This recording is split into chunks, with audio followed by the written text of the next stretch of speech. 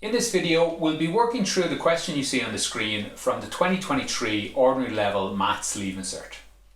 I recommend you try the question before watching, and if you get stuck anywhere, feel free to ask for help in the comments. I will do my best to get back to you. Check out my channel for a playlist with all the other questions. And this is question 9. In this question, we're mostly going to be dealing with graphs. First, we're going to be learning we're going to be asked questions about reading a graph. And then later, we're going to be asked to draw a different graph. And also, they're going to add in questions about it. Just little maths questions here and there.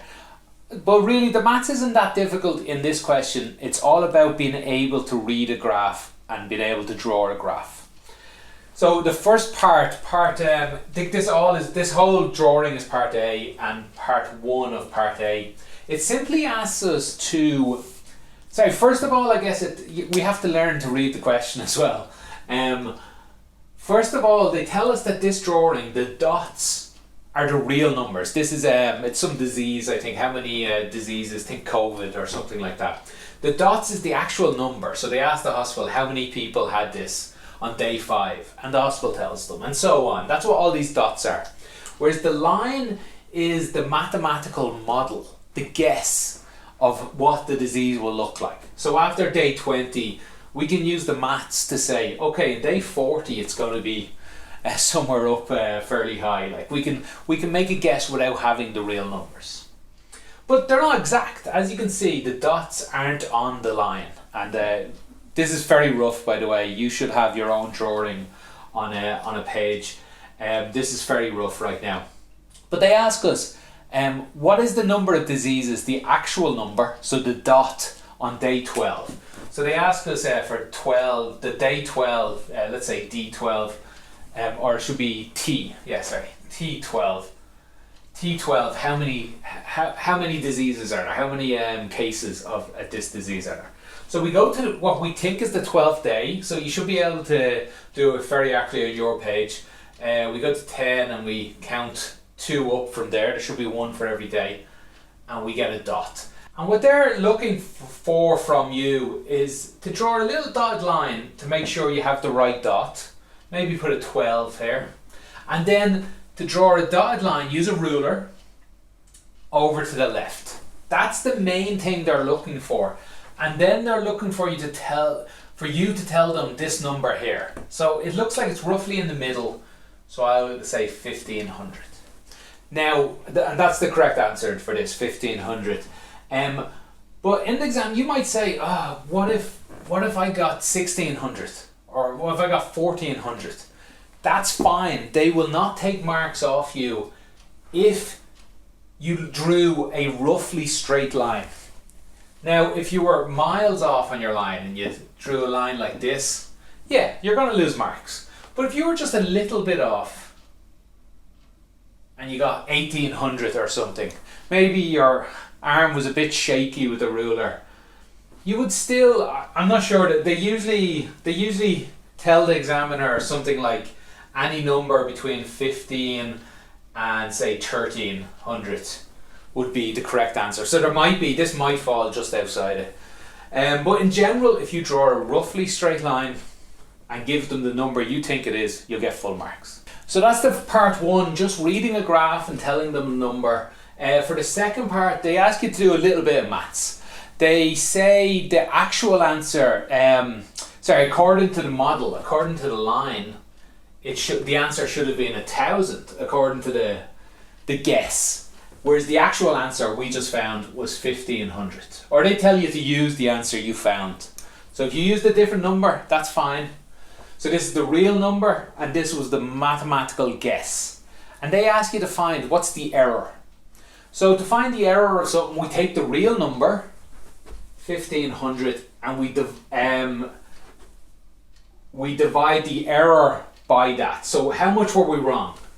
The real number was 1500, the mathematical guess was 1000. How much was it wrong by? Well, it was 500 off, wasn't it? And that's it. We simply put this into a calculator and it should give you 0.33 and go on forever, which is the same as 33%, 33.3333, But they ask us for the nearest whole number. So 33%, or a little squiggle there, because it's only roughly right. A lot of students get mixed up. Which do I divide by which? I would say just try both. I get mixed up. I certainly used to get mixed up a lot with these sort of things. I would say don't worry. If you got it the wrong way around, your answer is going to come out as 3, which in a percent is 300%. And that should feel a bit wrong. You were only 500 away. And this feels like too big. And what you could do is you could test a few different numbers. What if you were 1 away? 1 away from 1500 should come out as, I don't know, 0.6% or something. Whereas if you flip it around, maybe you were doing it the wrong way, 1500 over 1 will come out as 150,000%. So that's wrong. So that's, I often just do a little test for this. Anyway, hopefully you guys are better than I am at percentages. I'm not the best. There's the correct answer right there. Okay, I'll rub this out and we'll get on to part 3. Okay, in part 3, it asks us to show that it takes approximately 5 days to double the number of cases. Now, there was no formula given. There's not really any maths here. We're basically just using this picture to get, well, not my picture, because my picture's very rough. Use the actual one, which I did, to get my numbers. And how would I show that it doubles every 5 days? Well, I would just take some data. I would just say, what does it do on day 0? Very hard to read day 0, but maybe you would say it's 200. If you got a different number, that's fine. On day 5, I'd say maybe about 500 it looked like. Again, fine if you got something else. 10, I got about 800, so maybe 400 would have been better there. Doubling every 5 days. And which I'd just stay going on to day 20, I think it went up to. And my guess was 3,000 there. Oh, sorry, I've missed one here. 15. My guess was 1,500. And day 20, 3,000. And I think you can see day 25 on this graph. My guess was about just over 6,000, so 6,200. So this is enough to answer that question. Show that it doubles every 5 days, or approximately every 5 days. It's nearly double, a little less than double, a bit more than double, a bit less than double, exactly double, a bit more than double. It's roughly doubling every 5. This is all they want. They don't even have to write any English. You could write a bit of English, basically just repeat what the question said, which is never a bad idea, by the way. If you're ever wondering what to do, just write down what the question said. Show this. You just say, well, this is. It might not get you marks. In this case, it'd be fine. Write down basically what the question says. It approximately doubles every 5 days. Okay, on to part 4, because I'll keep this here. It says hence. Hence is always a good clue that you're going to use your answer from part 3. So for part 4, if it says hence, I'm going to have to use my answer from this. Hence, estimate what day the number of cases will be over 100,000. Well, I would just stay going here. I would do 30 days. And again, to help me with maths, instead of 6,000, I might just go 6,000, 12,000, 35 would be 24,000, 40 would be 48,000, 45 would be 96,000, and 50 would be 192, and this is all thousands. So when is it over 100,000? Sometime between day 45 and day 50. In fact, day 45 is very close to 100,000. So my answer for this would be 46. Day 46, and it'd be just clear to see why here.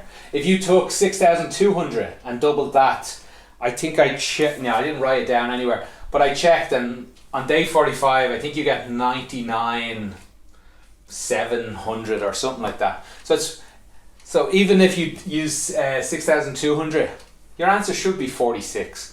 But also, if you used slightly different numbers, like maybe you used need a cleaner cloth, and maybe use 6,300 here.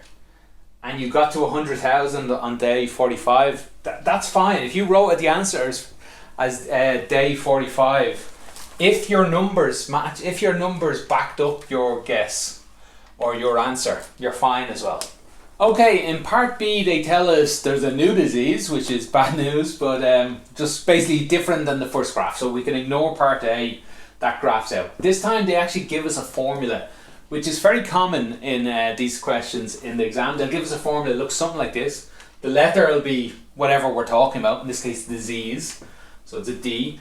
T usually just means time, and sometimes might be a different letter there, like N, might be the number of things. But in this case, it's just time. So the disease at this time is equal to this number here, whatever this number turns out to be, because it changes. If I change T, this whole number here changes. And basically they're asking us to fill this table in. And all that means is they're asking us to put the number 0 in here, put the number 1 in here, and do it all in a calculator. I'll do the number 2 first, even though the answer's already there.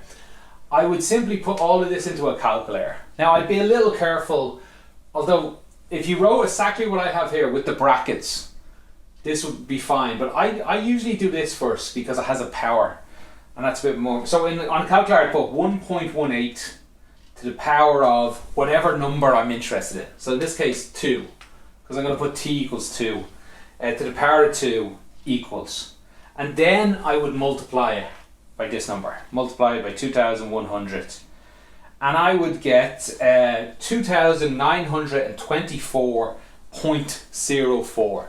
But they asked us for the nearest whole number, and that's all I do for all of these questions. I go through every one of these and do the same. The 0 one you can actually do in your head. T, any number to the power of 0 is just 0. Is just 1.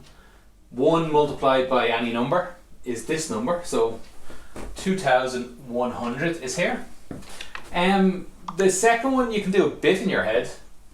Any number to the power of 1 doesn't change, so it's just 1.18 multiplied by 2,100, and that is 2,478.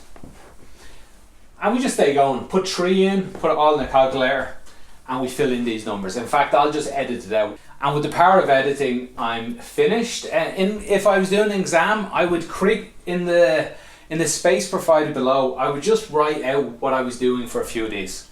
I'd show them how I did 2 or 3 of them. And maybe then I'd skip the rest and just do it in a calculator. But the problem is, if I made a mistake with this, maybe this number is 4805, I'm going to get 0 marks because I showed no work. So maybe show a little bit of work, even though it was all done in the calculator. Okay, on to part 2 of this question. They want us to basically draw this. They give us the graph here. I'll just do this one very roughly. They give us the graph here, 1, 2, 3, 4, 5, 6, and the numbers all the way up to 7,000. 1, 2, 3, 4, 5, 6, 7. And they want us to put this onto the graph. So 0 number, at 0 time, this would be time. Yeah, they put this in for us. Time is here, dt is here. So at time 0, we put in 2,100. So we just got 2,000 a little above it. Put a dot in. And that's it. I just do this for all of them. At time 1, 2,500. At time 2, 2,009, about 3,000. About 3,500. So I go up to about here. It's harder to do on a whiteboard. You should be using a ruler doing each of these steps. Actually, let me show you what I mean.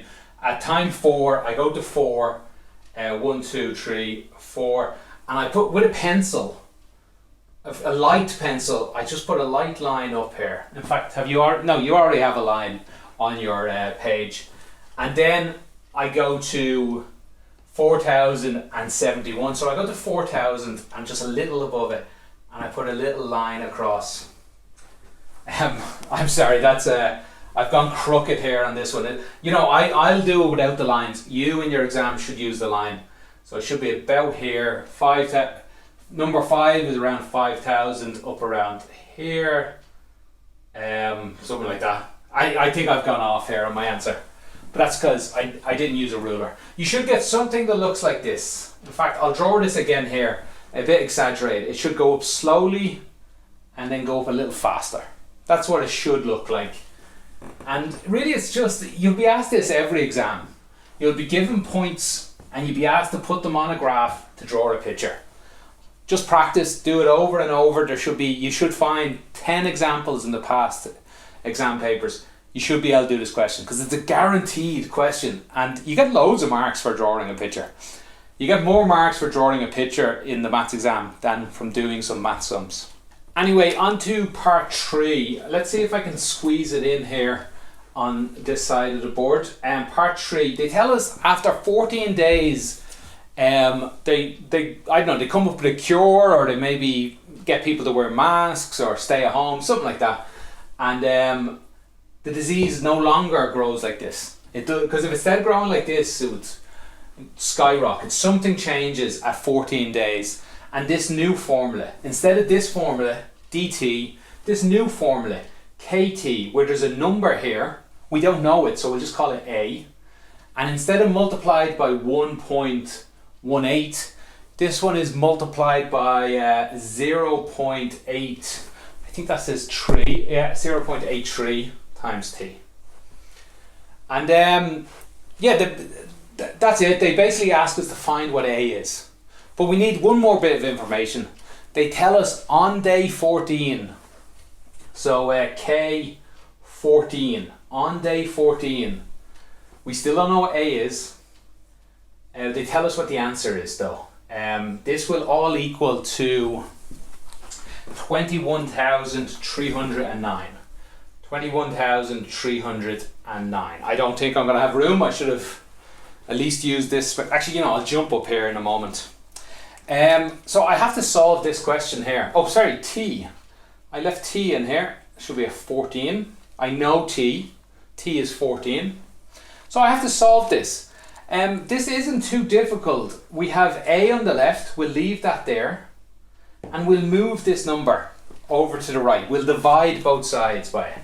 So it's equal to 21,309 divided by 0.83 to the power of 14. So you can go ahead and put all of that into a calculator and you'll find a, sorry, shouldn't be a dot there. That dot's a mistake, ignore it. So this to the power of, put this in a calculator and a equals 289,380. And that's sort of our answer, except they ask one more question, one final question. They want this answer to look like, I'll write it over here, to look like b multiplied by 10 to the power of n, I assume they, right? And basically what that means is, well, you should know this, we cover this in, every teacher covers this in a class. It's called scientific notation, or exponential notation, I think it's called. E-notation, I've heard it called. But anyway, scientific notation, I usually call it. And it's a way for writing a really big number. And that should have been a clue that we'd have a really big number. It's not really big, but still, it's a pretty big number. So write this like that. So how do we do that? We take this number, and we only take the first number, 2, and we put a decimal place there. And everything stays the same though. So we still use 8, 9, and maybe the rest. Usually only 3 numbers. So 2, 8, 9. They tell us 2 decimal places, so 3 numbers. So do we use 9 or round it up or down? Well, 9, 3. So we round it down to 9. So 2.89. So this changes into this multiplied by 10 to the power of something. And that's quite easy to find as well. Every number has a decimal place after it, even though you don't see it. So we've moved this 1, 2, 3, 4, 5. We've moved it 5 places. I hope I explained that okay. I don't think I did explain that okay, but you would have learned this in junior cert and it would have been repeated in leaving cert. Go to your book, go to the section, practice this. It will be asked in every exam at least once. If you still don't understand it, go online. You'll find a handy tutorial that just talks about changing these numbers. That's how you study really. You find something you don't know, go learn it. Ask your teacher, ask your friend, or search online.